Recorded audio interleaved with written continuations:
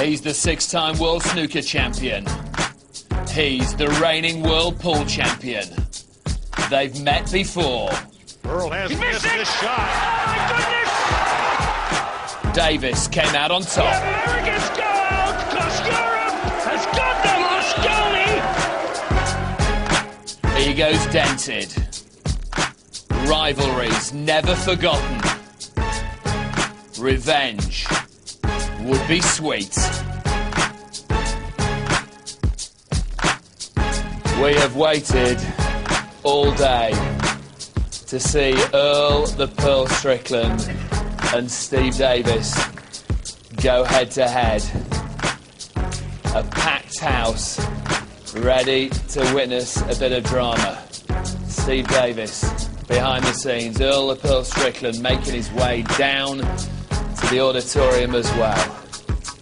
We can meet the players. Here's John McDonald. Ladies and gentlemen, it's a packed CIA. Matchroom Sport proudly present the 2003 EmpirePoker.com World Pool Championships. Well, it's legend time. Would you please welcome, from England, with over 100 career titles, 6 times World Snooker Champion, ladies and gentlemen, a member of the British Empire, it could only be Steve Davis!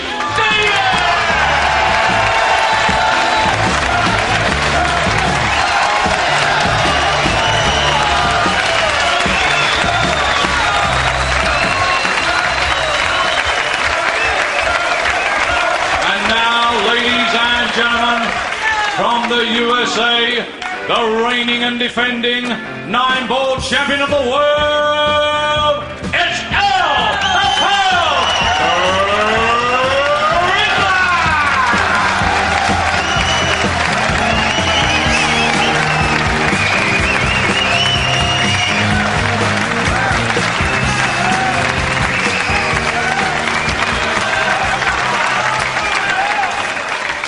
Well, that is one man in the zone right now. He wasn't quite sure the reception he was going to get. But, well, the crowd giving both players a warm reception. Let's get it on. Here's Jerry Forsyth and Sid Waddell. Thanks, Dave. This is going to be a fantastic sporting occasion. I've studied this man for over 10 years. He is a genius. He also has a very short fuse. He also indulges in psychological tactics. His outburst to Sophie of Sky Sports, I think, shows how on edge Earl is. I think he's used the fact that earlier when his name was mentioned, some of the crowd booed as a psychological ploy, A, to G himself up, and B, to try and just get a little niggle at Davis. What do you think, Terry? Absolutely. You know, Sid, this is the match I've been waiting for all week long. These two guys, it's a grudge match from the Moscone Cup. Yep. And both of these guys are geniuses on the table. And Earl's not the only one to use strategy here. Here we go then. It's a race to 11 racks. It's the reigning world champion. I've seen him wind up crowds before. He's looking for something to focus on. Well, sometimes the horse runs faster with a little burr under its saddle. Absolutely. And he's the one remaining world champion in the tournament. All the rest have gone. The holder and Steve Davis will make every effort to topple Earl tonight. Well, he's making great inroads into taking the first rack for sure. Strickland came up empty on the break. And all he can do now is sit and watch while Steve clears these balls from the table. Interesting listening to Drago talking about how difficult it is on this table when they were flying in for him yesterday. It was raining yesterday. It's been dry here in Cardiff today. The pitch here is altered. So I'd put my money on Davis very quickly, mastering the alteration in pace necessary here. So he's going to give Earl a hard time. But Earl's a genius. Earl's the $1 million man. Earl should win. Earl should win. All the players we interviewed earlier give him a very slight edge. I think that if Earl loses, it may be because he beats himself. Seen him do that before over the years. Genius, but a very, very fragile, not to say a febrile psyche. Whereas Davis, in the zone, focused. Once didn't practice this game because of the fact that it's snooker, but he wants to win this title. And tonight, he wants to give Earl an absolute hammering out there. Steve certainly knows that if he can get out to an early lead and get the crowd behind him and get them to act a little negatively toward Earl Strickland, it really works in his favor. He takes the early lead 1-0, and we've seen it before. When Strickland gets way behind in a match and the crowd gets on top of him, it can just eat him up inside. Sometimes you'd think that if Earl were on a sinking ship, he'd be spending all his time firing at the rescuers. Excellently put as he checks out his bits of equipment.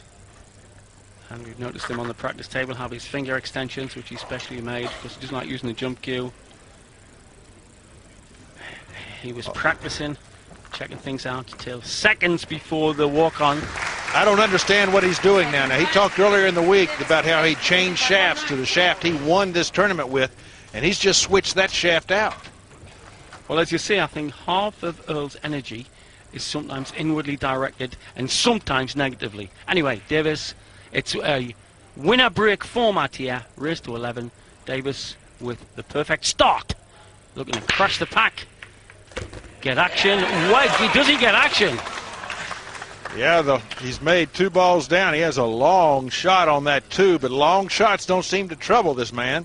Well, he is an English, a world snooker legend, 6 times world champion. Dangerous Davis. Ice cooled.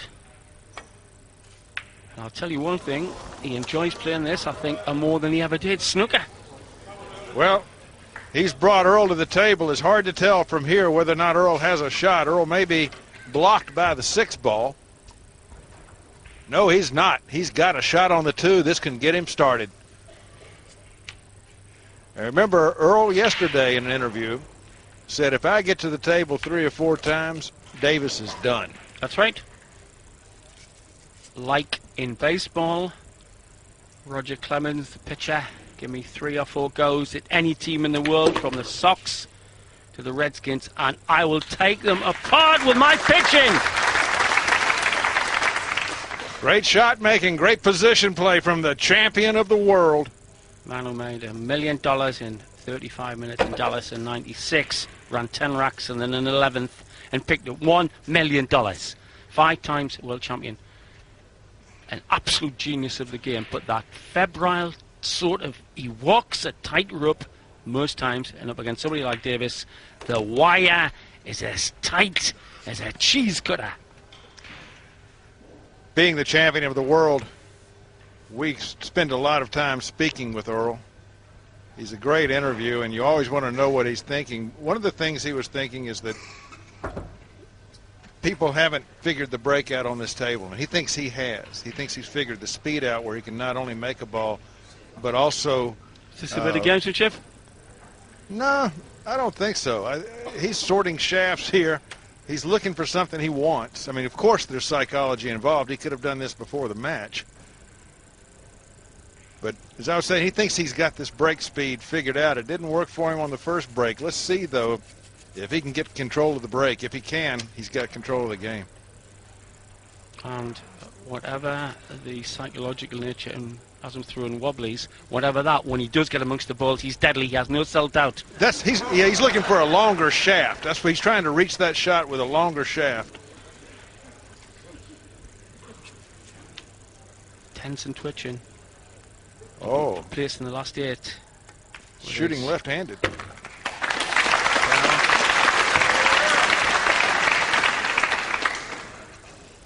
Well, that sounded pretty respectful applause to me, Earl Strickland, from this Brit crowd.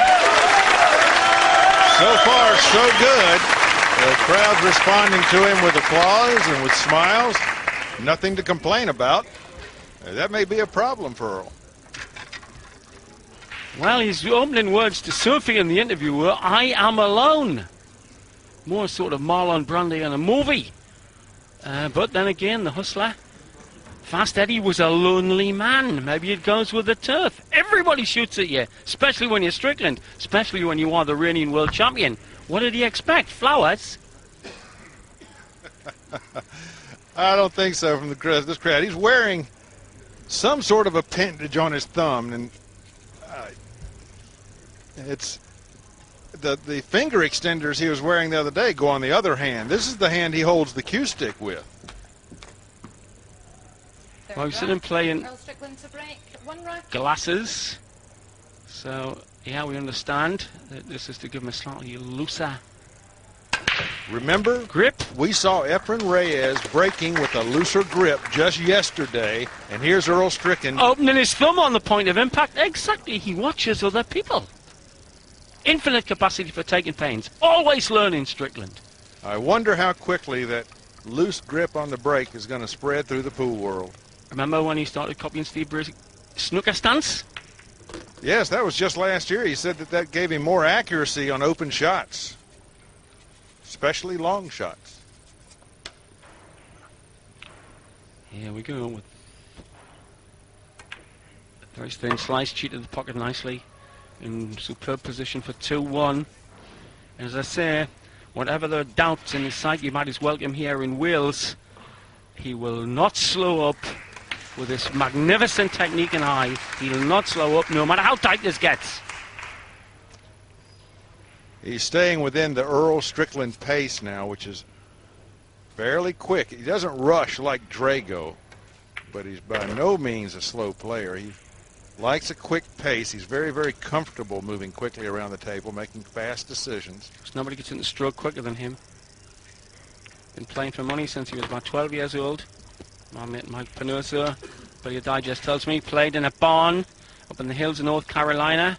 And the big guys from Chicago and around came to play him. So this kid, a pro at 16, the road warrior, one of the greatest ever.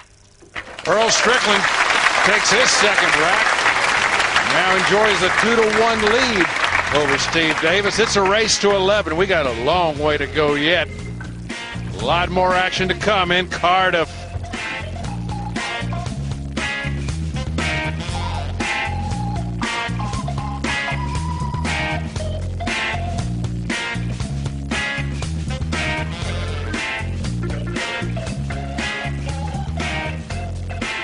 Where Earl Strickland, the Tar Heel from Carolina, has come to town intent on whooping up on English royalty.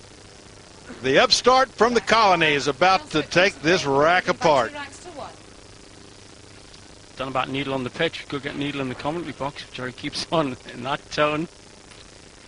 11, the magic number. 11 racks needed. Strickland looking very sweet on the break. Indeed. Trouble for Davis. Yes, Strickland has read the pace of this clock beautifully.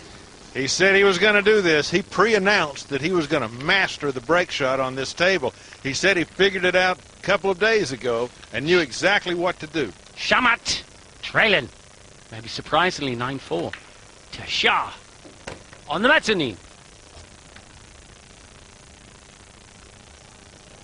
Strickland to make quick work of this rack. Only 5 balls left, now 4. Drawn back beautifully, whiskering past the orange. Ominous for Davis, who in his time in this arena has beaten world champions like a man cutting a pound of butter with a hacksaw. Earl has to be careful that his shirt doesn't fall down and foul that 9 ball.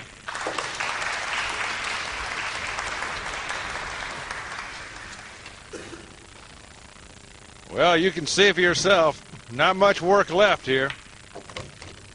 Oh, this 9 gets immediate blue water between Earl and Davis. 3-1, the chalk in no time in favor of the reigning champion. Strickland has owned the last 3 racks, not letting Steve get up out of his chair.